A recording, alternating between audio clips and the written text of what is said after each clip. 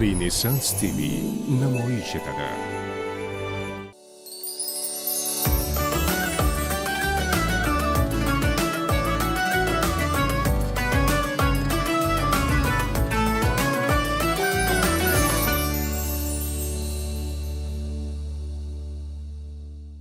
Ramazon oyidagi turkum suhbatlarimiz davom etadi. Ramazon oyida kechirimli bo'lishlik qanchalik muhim? Bir yaqiningizni yoki xafalashib yurgan insoningizni ushbu oy sharofatidan kechiring degan fikrlar yuradi. Xato kechiriladi, xiyonat kechirilmaydi. Qiyomat maydoniga borgan vaqtda bandalarga amallari ko'rsatiladi. Uzr aytishni ham xohlamayotgan yoki uzr aytsa-da kechirmay yurgan holatlari bor. Ramazon rahmat ummoni, mag'firat ummoni, qo'ldan boy bermaslik kerak fursat. Har kuni saharlik va iftorlik vaqtida odamiylik loyihasini tomosha qilib borishingiz mumkin. Assalomu alaykum qadrli teletomoshabinlar, odamiylik loyihasining navbatdagi soni efirda va Ramazon oyidagi turkum suhbatlarimiz davom etadi. Eslatib o'tamiz, dasturimiz homiysi Solis Golden Tea kompaniyasi hamda ushbu kompaniya tomonidan ishlab chiqarilgan mana shunday ajoyib choylar. Solis Golden Tea. Tongni yaxshi kayfiyat va kuchli energiya bilan boshlang. Bu galgi suhbatdoshimiz, bu galgi mehmonimiz Oq uy jome masjidi imom xatibi Isroiljon domla Ismoiljonov bo'ladilar. Assalomu alaykum domla. Xush kelibsiz. Studiyamizda ko'rganimizdan juda ham xursandmiz. Salomat bo'linglar. Alloh taolo bu oyning sharofatidan, fazilatidan hammamizni to'liq nasibador qilsin. Bu oyga munosib holatda, chiroyli holatda o'tkazishni hammamizga Alloh taolo o'zi yengil qilsin. Salomat rahmat domla. Ramazon oyi muborak bo'lsin. Va agar ruxsat bersangiz, bu galgi suhbatimizni kechirimlilik mavzusida olib borsak, nimalar deyilgan aynan kechirimli bo'lish va Ramazon oyida ko'pincha ko'ramiz ijtimoiy tarmoqlarda ham bir yaqiningizni yoki xafalashib yurgan insoningizni ushbu oy sharofatidan kechiring degan fikrlar yuradi. Bismillahirrohmanirrohim. Alhamdulillah. As-salatu was-salamu ala rasulina Muhammad va ala alihi va ashabihi ajma'in. Amma ba'd. Assalomu alaykum va rahmatullohi va barakatuh. Parvardigor bu tutayotgan ro'zalarimizni dargohi ilohida husn maqbul aylab, qiyomat maydonida boshimizga soyaboni foydamizga hujjat bo'lishini nasib qilsin. Siz aytgandek, Ramazon oyida kechirimli bo'lishlik qanchalik muhim, qanchalik ahamiyatga ega degan savol o'rtaga qo'yiladigan bo'lsa, avvalambor bu savolga javob berishdan avval ozgina ro'zani haqiqatiga to'xtalamiz. Ro'zani haqiqatida aslida ro'za savm so'zida ifoda qilingan. Bu savm so'zini o'zbek tilidagi ma'nosi tiyilish, bir narsadan o'zini saqlash. Mana shuni siyom deydi. Kutiba alaykumus siyam deydi Xudo taolo. Ey mu'minlar, sizlarga Ramazon ro'zasi farz qilindi deydi. Mana shu yerda siyom kalimasini ishlatadi. Ya'ni o'zni tiyish. Bizda shar'iy istilohda ro'zani ta'rifida nima edi desa, tong otgandan kun botgunga qadar yemoqlikdan, ichmoqlikdan va shu bilan birgalikda nomunosib bo'lgan ishlardan tiyilishlikni aytadi. Mana shuni inson o'zini tiyadi, keyin ro'za bo'ladi. Ana endi o'sha faqatgina yeb ichishdan yoki bo'lmasa boshqa narsadan, bir shahvoniy lazzatlardan tiyilishlik bilan inson shu bilan ro'za bo'lib qoladimi desa, yo'q. Ro'zani ma'nosi nima desa, insonni kamol toptirish, shaxsiyatida kamolotini chiroyli holatda rivojlantirish, o'stirish va u narsani chiroyli holatda mukammallikka olib borish bu ro'za bo'ladi.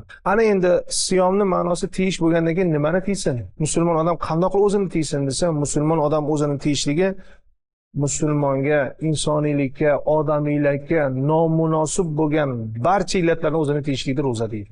Shunda haqiqiy savm bo'ladi, siyom bo'ladi. Nima uchun desa, insonning shaxsi chiroyli kamol topishi kerak-da. Bugun madaniyatli kishilar, madaniyatsiz kishilar degan go'yoki bir atamalarimiz bor. Ya'ni insonni madaniyatli kishiga deganda biz nimani tushunaylik desa, so'zlayotganda chiroyli so'zlaydigan, haddini chegarasini biladigan, kiyinishda chiroyliroq kiyinadigan, pokiza, saranjom kiyinadigan yoki bo'lmasa qilayotgan ishini doimiy ravishda chiroyli tartibli qiladigan, aytilgan vaqtda o'z o'rniga keladigan, madaniyatli kishiga deganda biz mutlaq hayotda chiroyli holatda o'zini himoya qilib yurgan odamni aytamiz. Aslida mana shu ro'zani vazifasi ham insonni kamolotida shunday kamol toptiradi. Ya'ni birov uchun emas, o'zgalar uchun emas, kimlardir bilib qo'ysin, xo'ja ko'rsin emas, ya'ni o'zimizni sodda tilda aytgan, balki inson shaxsiyatida o'zini kamolat toptirsin. U qarshisida bir kishiga bo'ladimi, bo'lmaydimi, bir kishiga bu narsani masalan hisobotini topshiradimi, topshirmaydimi, bir kishi uni kuzatib turibdimi, bir kishi uni orqasidan bir ta'qib qilib turibdi, uni qizig'i yo'q. U shaxsiyatida kamolat topgan. Yolg'iz qolganda ham, odamlar ichida ham. Tushunyapsizmi? Yoki bo'lmasa jamoatning oldida mas'uliyatida ham, xoli bo'lgan paytida ham, ya'ni hech qanday majburiyatsiz bo'lgan paytda ham inson shaxsiyatini kamolat toptiradi. Mana shuni siyom deydi. Ro'za deydi. Ana endi o'sha insonning shaxsiyatini kamol toptiradigan xislatlardan bittasi kechirimlilik. Nimaga kim kechira oladi ozodda? Kuchli odam kechiradi, irodali odam kechiradi, dunyoqarashi keng odam kechiradi, samohatli, keng bag'rli odam kechiradi. Kechirimlilik oddiy sifat emasda. Chunki oddiy sifat bo'lib qolganda edi hamma kechirimli bo'lishi mumkin. Nima uchun bizda ginalar bo'ladi, adovatlar bo'ladi, g'azablar bo'ladi? Nima uchun yillar mobaynida u cho'ziladi, bilasizmi? U oddiy narsa emasda. Ramazon aynan shuni tarbiya qiladi. O'zingizni tiying nomunosib fe'llardan. Kechirimli bo'lolmayapsizmi? Kechira olmayapsizmi? Demak, hali siz to'liq shakllanmadi shaxs sifatida. Mana shu shaxs sifatida qachon shakllanadi desa, o'sha kechirimlilik sifatlarini inson o'zida jam qilish kerak bo'ladi-da. Mana o'sha nimada Oysha onamiz payg'ambar alayhisolamga aytdilar: "Ya Rasululloh, Ramazonda Qadr kechasiga men muvofiq bo'lib qolsam, nima deb duo qilay?" Mashhur duo. Bu hatto duo o'zbekcha bo'lib ketdi odamlar orasida, bizni xalqimiz orasida. U duo nima edi desa, payg'ambar alayhisalom: "Allohumma innaka afuvun tuhibbul afwa fa'fu anni." Ey Parvardigor, sen afv qiluvchisan, afv qilishni yaxshi ko'rasan. Shunday ekan meni afv qilgin deb so'rang dedilar. Duo shundoq edi. Avvalo Alloh taolaning afv qiluvchi sifatini, Alloh taolaning o'ziga chiroyli holatda madh qilasiz. Alloh sen afv qiluvchisan. Va afv qilishni yaxshi ko'rasan, Allohni maqtaysiz. Va oxirida nima deysiz? So'raysiz. O'sha afvni meni ham afv qilgin deyiladi. Kechirimlilik arab tilining lug'atidagi xususiyatlari go'zalda. Alloh taolo Qur'onda aytadi: "Xudil afwa va umur bil urf va a'rid anil jahiliya." Yoki bo'lsa anil jahilin deydi Xudo taolo. O'zingizga afvni, kechirimlilikni doim kasb qiling deydi Alloh taolo. Kechirimlilikni kasb qiling, yaxshilikka odamlarni chorlang, nodonlardan yuz o'giring. Allohning buyrug'i ham afv kalimasi bilan ishlatilyapti. Rasululloh alayhisalom Oysha onamiz so'rasalar, afvni so'rang deyaptilar. Afv nima edi o'zi? Afv nima edi desa, Alloh taoloning bandalarini kechirishligining bir necha sifatlari bor. Ar-Rahman, Ar-Rahim, Al-G'afur, G'affar sifatlari bor. Endi Alloh taolo o'sha Al-G'afur sifati bilan, mag'firat qilishlik sifati bilan kechirishi mumkin, boshqa qilish mumkin, lekin afv sifati bilan kechirsa go'zal bo'ladi. Nima uchun? Alloh taolo boshqa sifatlar bilan bandani kechirsa, o'sha bandani kechirganligini, gunohini nomai amalidan o'chirib qo'yadi. Agar Alloh taolo bandani afv qilib kechirsa qanday bo'ladi desa, zehnidan ham, hayolidan ham o'chirib qo'yadi. Aqlidan ham o'chirib qo'yadi o'sha gunohni. Qiyomat maydoniga borgan vaqtda bandalarga amallar ko'rsatiladi. O'shanda o'sha bandaga qilgan gunoh ko'rsatilganda banda aytar ekan: "Yo'q, men bu ishni qilmaganman-ku" der ekan. Aslida qilgan. Lekin Alloh uni hayolidan ham o'chirib qo'ygan. Faqatgina Alloh taolo bir marta ko'rsatib o'tadiki, aslida qiluvding-ku, biz seni afv qilgandik. Hayolingdan ham, zehningdan ham o'chirib qo'yganmiz. Bizni afvimiz shundoq degan ma'no bor. O'sha eng qimmatli kechada, eng qadrli kechada, eng qadrli so'ralgan narsa nima edi desa, Oysha onamizga Rasululloh aytibdilar-ki: "Ey Parvardigor, meni gunohimni afv qilgin. Shunday kechirginki, hayolimdan ham o'chib ketsin, aqllarimdan ham o'chib ketsin, zehnimdan ham o'chib ketsin. Bu gunohni eslash u yoqda tursin, eslashlik qobiliyatim menda yo'qolsin." Shuni afv deydi. Payg'ambar alayhisalom eng go'zal hadislardan bittasi Ramazon bobida aytganki: "Man soma Ramazona imanan va ihtisaba, g'ufira lahu ma taqaddama min dambi." Kim Ramazon oyining ro'zasini iymonan degani nima edi desa, boya aytgan gapimiz. Tutayotgan ro'zasini faqatgina Robbisini, ya'ni Alloh taoloni faqatgina roziligini izlab tutiladi bu ro'za. Masalan, hozir men tashqariga chiqdim. Ko'rsatuvdan keyin masalan uyga qarab ketyapman yoki bo'lmasa ishxonaga qarab, masjidga qarab ketyapmanda, chanqoq olib kelyapti. Mashinamda hech kim ko'rmayapti meni. Bir qutum suv ichib qo'yaman. Hech kim bilmaydi. Lekin men shuni ichmayman. Nimaga? Men Robbimga ahd qildim. Masalan, ro'za shunaqangi ibodatki, insonni faqatgina o'zi bilan Allohning o'rtasidagi rishtada bu. O'shaning uchun ham payg'ambar alayhisolom aytganlarki: "Man soma Ramazona imanan va ihtisabada", ro'za tutadigan bo'lsa iymonan, ya'ni ko'z o'ngida Alloh taolo gavdalangan holatda ro'za tutsa, va ihtisaba va mana shu qilayotgan ishida Xudo taolodan bir yaxshilikni, savobni umid qilsa. Men seni faqat roziliging uchun tutyapman-ku, Parvardigor. Seni roziliging uchun shu narsadan tiyilyapman-ku. Masalan, hozir bir qutum suv ichib qo'ysam hech kim bilmaydi. Bir luqma bir narsani og'zimga tashlab yeb qo'ysam hech kim bilmaydi. Lekin shu ishni qilmayman men. Mana shuni iymonan va shuni evaziga nimani so'raydi? Va ihtisaban, ya'ni ajr. Parvardigor, men sendan savob umidida qilyapman shu ishni. Deb ro'za tutadigan bo'lsa, Rasululloh mukofotda aytadilar: "G'ufira lahu ma taqaddama min dambi", avvalgi qilgan gunohlarini Alloh taolo kechiradi dedilar Rasululloh. Qarangda, mana shu joyda bir go'zal nuqta bor. Alloh fazilatga burkaydi, jannati bilan siylaydi, qiyomatda uni sharofatga ega qiladi demayaptilar-ku. Avvalgi qilgan gunohlarni Alloh kechiradi deyaptilar-da. Shu yerda muhim nuqta borda. Nima edi desa, gunoh bandani juda ham bir salbiy narsasi. Ya'ni jamiyatda ham Allohning oldida ham juda katta bir kishandir. Gunoh insonni juda ham bir yuzini qaro qiladigan, obro'sini yer qiladigan, Alloh bilan o'rtada juda katta parda hosil qiladigan narsa bu gunoh bo'ladi. Buni misolini ulamolar aytadiki, bir inson terlab, charchab, changda ishladi.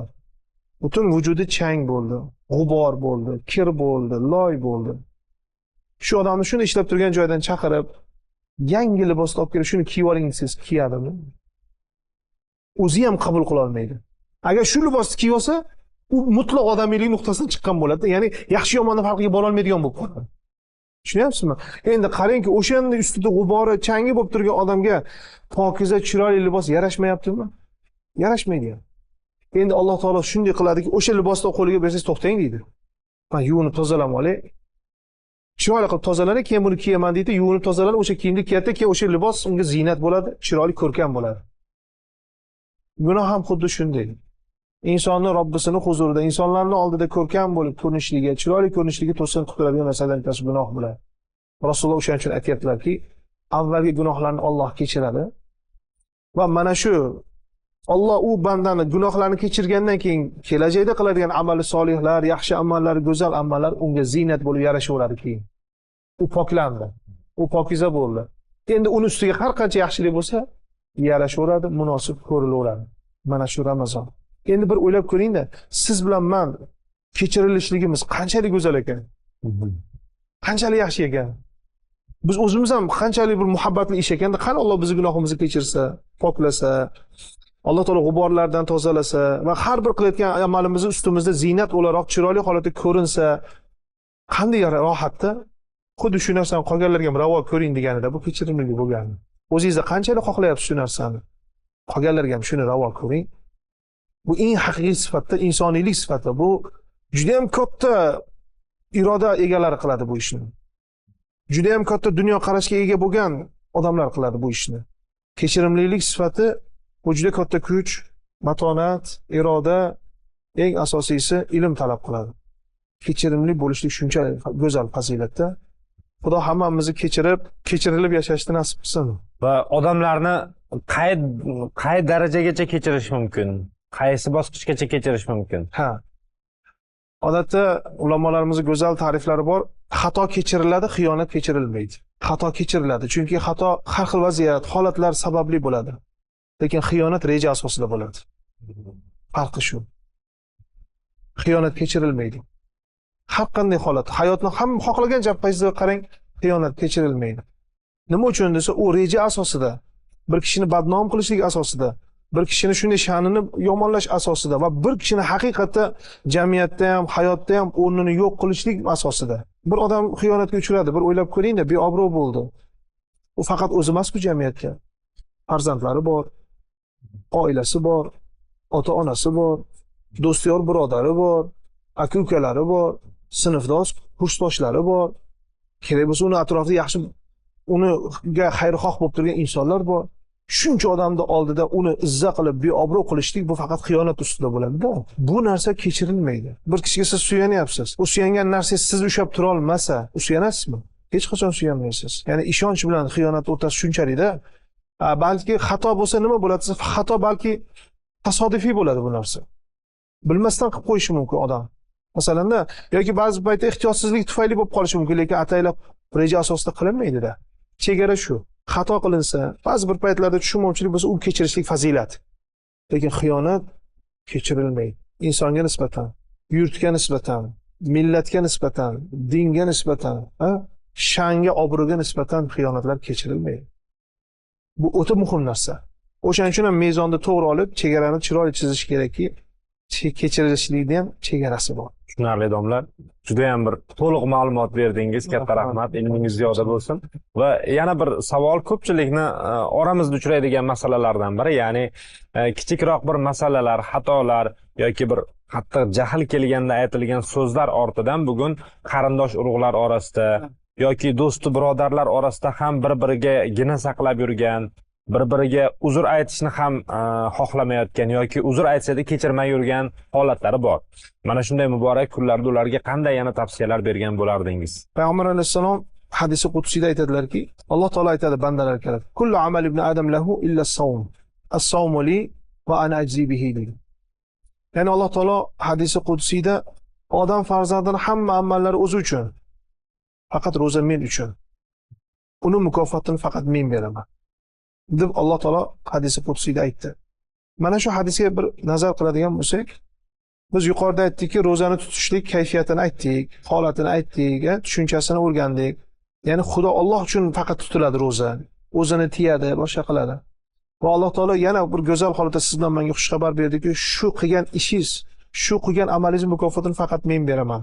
Odatda bandalarning ajr mukofotlarini kiroman katibin, ikkita yozuvchi farishtalar turib, amallarini ham, gunohlarini ham yozib turadi.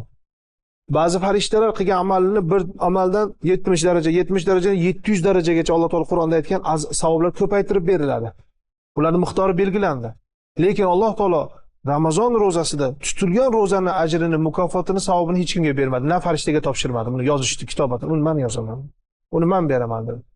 O'rtada hech kim vosita qilmadi. Endi mana shunday Alloh taolo hech qanday farishtalarni ham hech kimni vosita qilmaydigan darajada ajr, savob beraman deb turgan amalni ustida shu amal ro'za bo'ladigan bo'lsa, shu ro'zani ro'za bo'lishiga nima edi desa, birovni kechirsangiz keyin ro'zador bo'lasizda. Birovni gunohlariga ko'z yumsangiz keyin ro'zador bo'lasizda. O'sha sizda mavjud bo'lishi kerak bo'lib turgan fazilatni o'zingizga kasb qilmasdan turib, u ajrga qandoq siz da'vogar qilmoqchisiz o'zingizni? Alloh taolaning o'sha buyuk saltanatidagi nasibadan olishlik da'vosida bo'lib turgan odam avval o'shanga munosib bo'lishi kerak. Unga munosiblik nima edi desa, Alloh taolo haqiqiy ro'zador bo'ling deyapti. Ro'zadorlikning sharti kechirimli bo'lishlik. Modomiki biz kechirimli bo'lamiz, kechiramiz, o'zimizni yomon illatlardan tiyamiz, Xudo taoloning huzurida haqiqiy ro'zador maqomini olamiz. O'sha maqom olingandan keyin Alloh taolo siz bilan menga to'g'ridan to'g'ri o'zi ajr, mukofot, savobini beradi. Bu baxt. Mana shu narsa kerak bo'lmasa, marhamat bemalol. Kimga shu narsani, agar haqiqatda shu narsaga o'zini ehtiyoji bo'lsa, shu narsaga oshiq bo'lsa, shu narsani xohlasa, unga ham marhabo. Bizning faqatgina taklifimiz shu. Bu din xolislik. Majburlik yoki bir narsani bir qattiq singdirishlikdan iborat emas. Ikki yo'l ham ro'y rost turibdi. Alloh bizga aql berdi, fahm berdi, tafakkur berdi. Shuni o'rtasini ajrata olmaslik insonlarning mezoniga to'g'ri kelmaydi. Albatta ertalab saharda turib, niyat qilib saharlik qilgan inson kun davomida tuz tortmasdan, ovqatlanmasdan, bir yomon ishlar qilmasdan kunni kech qilgan inson va mana shu aytganingizdek ayrim kelishmovchiliklar tufayli, kechira olmaslik tufayli ushbu ro'zani savobidan bebahra bo'ladi. Bebahra bo'lishi balki savobda nuqson bo'ladi. Bu shunaqangi narsaki, biz hozir Xudo taoloning rahmat ummoni ochilgan. Har bir insonning qo'liga idish berildi. Ya'ni ajr, mukofot solinadigan idish berildi va ummon ochildi. Endi hammani ummon tarafga qarab yo'l berildi. Kimdir ummonga boradida, shunday qaraydida ummon ekanda qaytib ketadi. Kimdir borib qo'lini yuvib keladi. Kimdir borib ozgina suv ichib keladi. Kimdir borib qo'lidagi idishiga ozgina solib keladi. Lekin kimdir boradi, ummonni ko'radi, avvalo bahra oladi. Ummondan istirohat qiladi. Unda cho'miladi, sho'ng'iydi. Nafsini qondiradi. Ana undan keyin qaytayotganda qo'lidagi idishini to'ldirib qaytadi. Hammaga berilgan fursat bir xil, imkoniyat bir xil, lekin foydalanuvchi har xil. Ramazon rahmat ummoni, mag'firat ummoni. Kim qanday foydalanmoqchi bo'lsa, marhabo, eshik ochildi. Hammaning o'zining salohiyati, hammaning o'zining iste'dodi, hammaning o'zining dunyoqarashiga qarab taqsimot qilinadi. Shuning uchun ham ilm farz qilinganda qo'ldan boy bermaslik kerak fursatni. Tushunarli domla, katta rahmat bugungi ma'lumotlar uchun, tavsiyalaringiz uchun. Menimcha har qanday toifadagi, har qanday hududdagi insonlarga juda ham bir tushunarli ko'rinishda. Alloh o'zimizni yoratsin. Har kuni saharlik va iftorlik vaqtida odamiylik loyihasini tomosha qilib borishingiz mumkin. Ramazon oyingiz yana bir bor muborak bo'lsin. Dasturimiz yakunida eslatib o'tamiz. Homiyimiz Solis Golden Tea kompaniyasi hamda ushbu kompaniya tomonidan ishlab chiqarilgan turli ta'mga, turli ko'rinishga ega bo'lgan mana shunday ajoyib choylar. Solis Golden Tea. Tongni yaxshi kayfiyat va kuchli energiya bilan boshlang.